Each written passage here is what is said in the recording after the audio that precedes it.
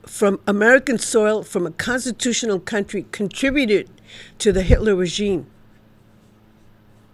and the mentality that he generated. And then they imported these men and women, these scientists, and they gave them a free pass, no accountability for what they imposed on the people of Germany and the Jewish people. I don't care how much you might hate somebody, but could you hate somebody to the point where you kill their children? You rob them of every possession that they have. It's stockpiled, their artwork, their jewelry, their anything of value. Imagine that after a body has been murdered, they stop to cut it open to see if they swallowed any kind of jewelry or any kind of anything of any value, so that they could take it from that dead person. What kind of a mindset do you think that generates in your opinion of the mindset that those people in that time frame imposed on many, not just the Jewish? The Jewish were the highest calamity. There were Catholics and other people that they didn't like. Anybody they didn't like, they just eliminated. Hitler eliminated his own family because some of them were mentally challenged. It would appear that he could not tolerate that. And so he just eliminated anybody who felt like it. And the thing that I don't understand, with all of the men and women that could have just assassinated this man and eliminated him from the world, never did. When you think of some of the American politicians like Dick Cheney, that has absolutely no qualms about Gitmo and what goes on there, and that he would do it again. You know, who assesses the mental capacity or the mental condition of all of these high-priced attorneys and politicians and business people and moguls that appear to have no conscience whatsoever when they ride over the lives of other people, or the medications that they take for their conditions? Is Mayor Gatz taking medication? Was Dick Cheney taking medication while he was a politician? You know, think about it. All of these senior-aged officials who have had medical problems and are on medication, can they truly be perceived as absolutely clear-headed? It's not met as an offense. It really isn't. It's a logical question. It's a logical question. When you get behind the wheel and you're drinking, you're impaired. You may look sober, but you're impaired. And if you go to work and you're drunk, you're impaired. So something that's flowing through your bloodstream and you take 1 to 2 to 3 times a day, can it affect your ability to be a clear thinker, to be a rational thinker, to be a constitutional thinker? Can the pain that you're suffering or that person is suffering contribute to their negative attitude about other people and other people's rights and other people's pain and suffering? Just think about that.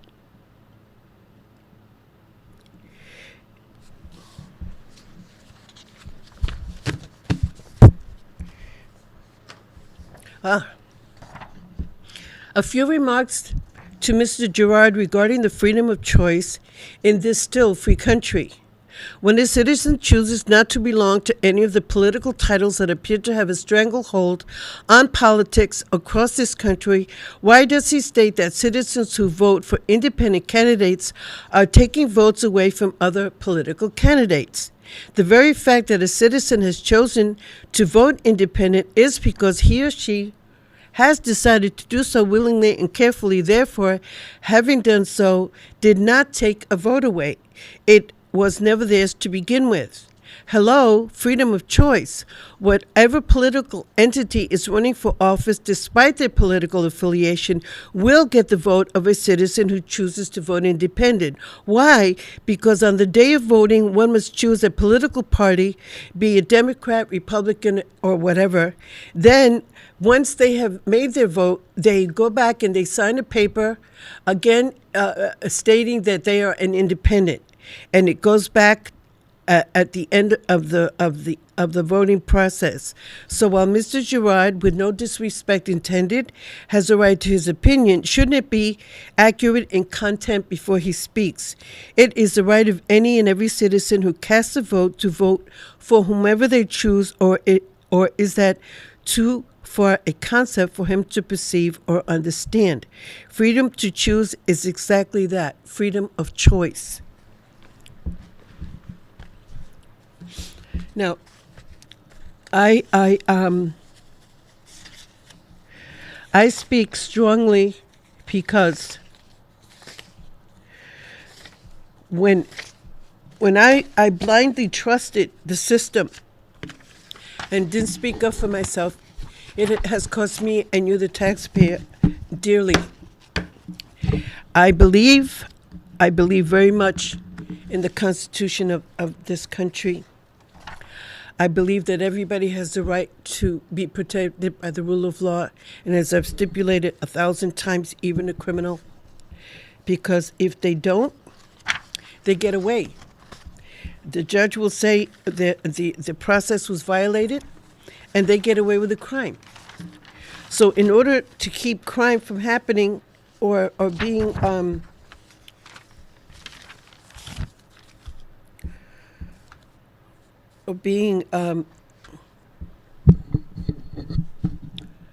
held unaccountable because due process was violated, due process has to prevail. It has to prevail.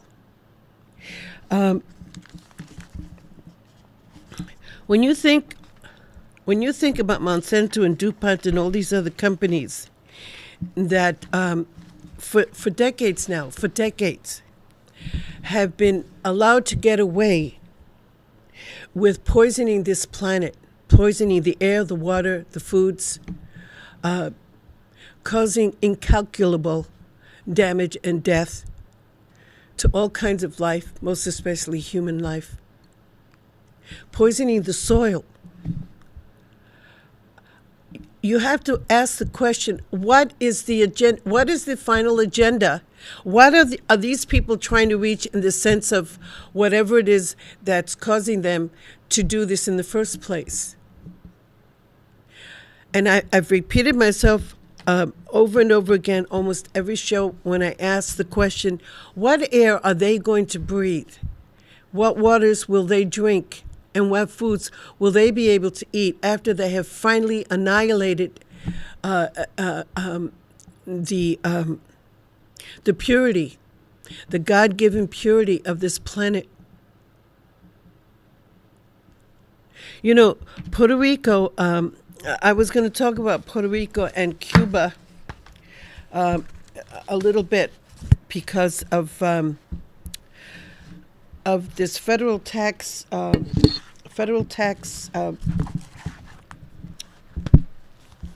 process that was given to the island of Puerto Rico during the Franklin Delano Roosevelt administration.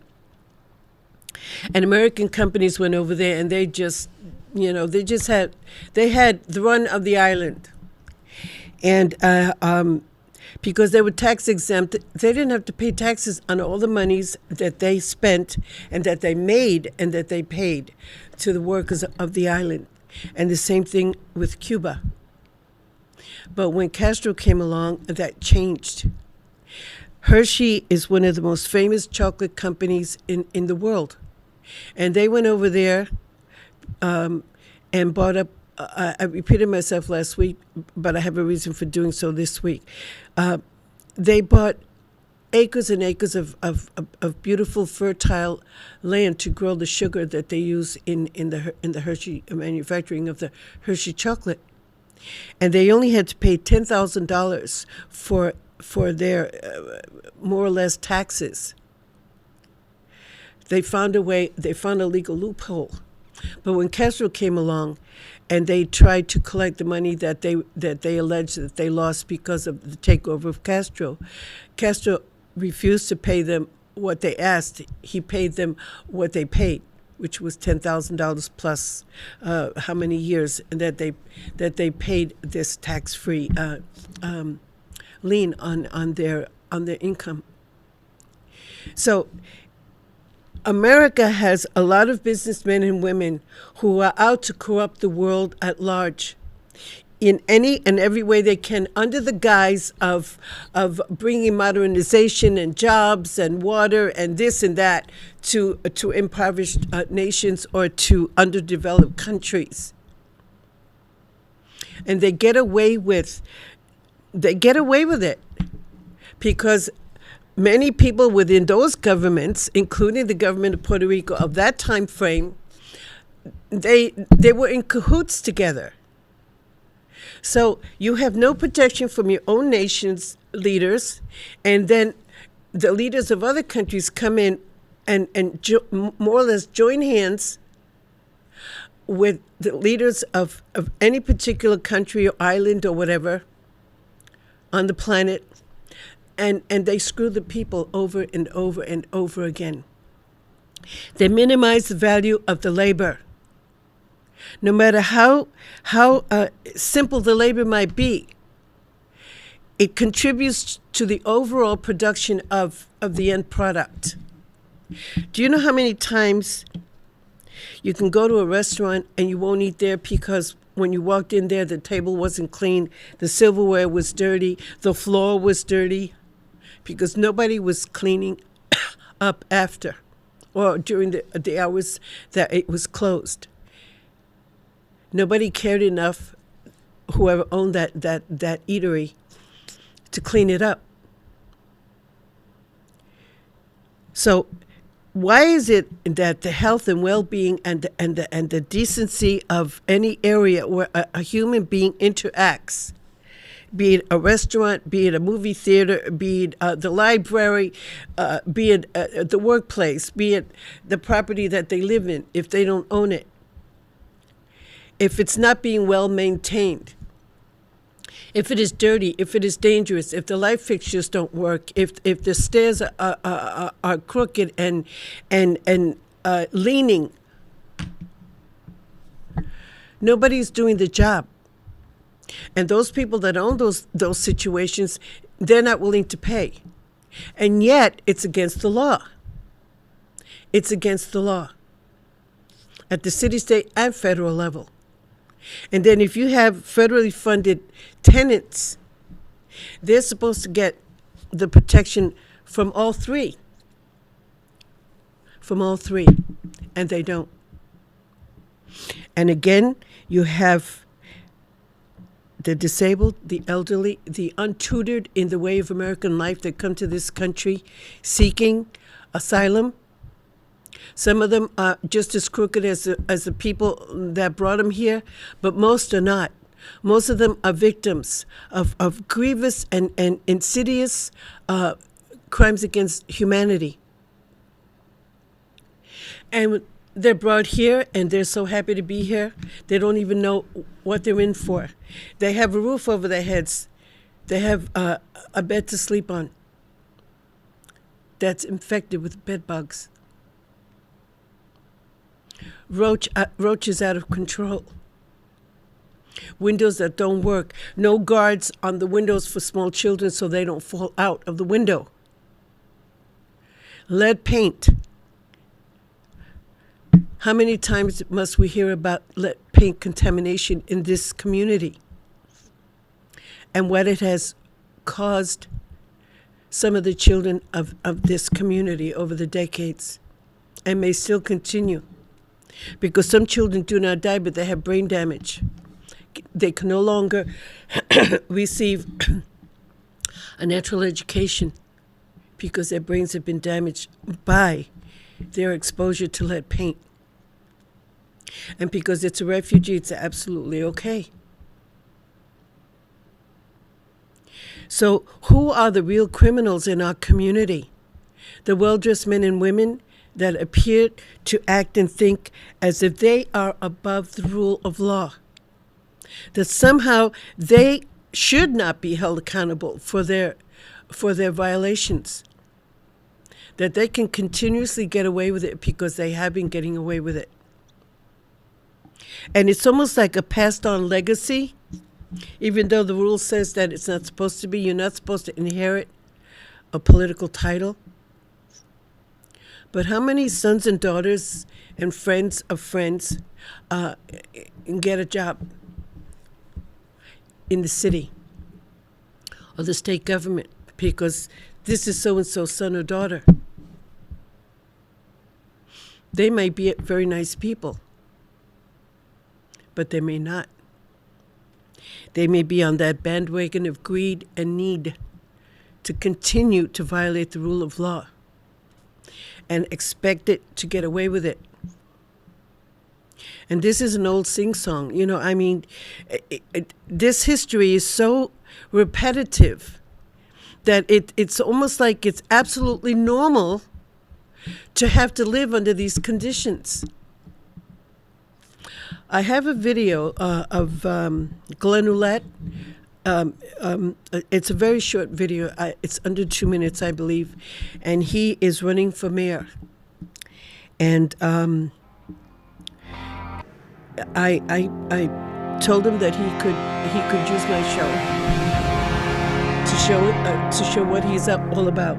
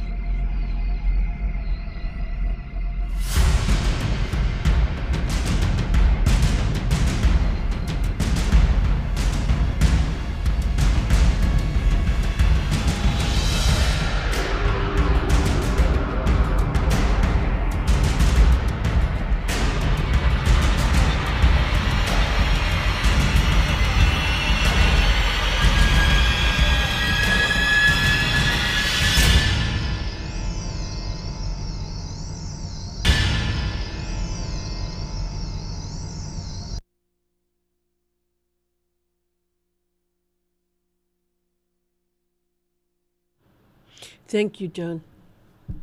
Glenn Ouellette is an untiring constitutionalist. He believes in the rule of law. He believes that everybody has a right. If a person does something wrong, then fix it by legal means. But to punish a whole community for the wrongs of a few it's you can't do that.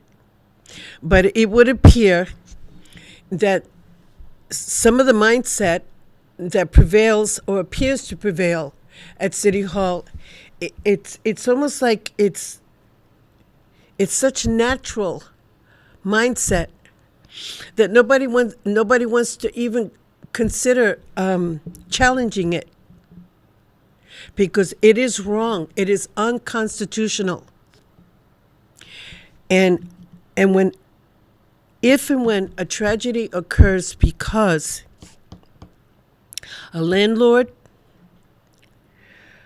refused to comply with much needed housing codes that are so derelict in this community, and death occurs or a fire occurs, some kind of tragedy, or a firefighter or a police officer or a paramedic is damaged or worse, killed because they had to go into a building that was so dilapidated in order to do their job to rescue somebody who was trapped.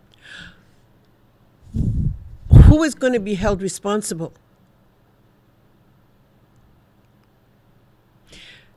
according to the articles that I referenced earlier in the program, House Bill 274, I believe, is coming up for a vote to hold accountable those that violate state sovereignty. And state means every little town, every little city within the state. It is not just a generic blanket coverage. It is for every single official and every single living person in the state of New Hampshire. House Bill 274, Part 1, Article 7 of the New Hampshire Constitution. And again, I will reiterate, the people of this state have the sole and exclusive right of governing themselves as a free, sovereign, and independent state, and do and forever hereafter shall exercise and enjoy every power, jurisdiction, and right pertaining thereto, which is not or may not hereafter be by them expressly delegated to the United States of America in Congress assembled. It acknowledges the aspect of the state constitution which has become experienced serious erosion, attributed to the circumvention of constitutional mandates and by contracts not ratified by the people. We are the people. Every man, woman, and child, whether they're American or not, if they're on American soil, they deserve the protection of the Constitution at the city, state, and federal levels. And until that becomes a reality, people like me will continue to speak for and of it. And I'm praying that when I send my information to the Commerce Committee at Concord, that they will open the very closed door of the frauds perpetrated by insurance providers who deny valid workers' compensation claims. Please remember, ladies and gentlemen, it is your tax dollars that are being violated. And those that allow it don't feel a thing. Freedom isn't free. So long until next time.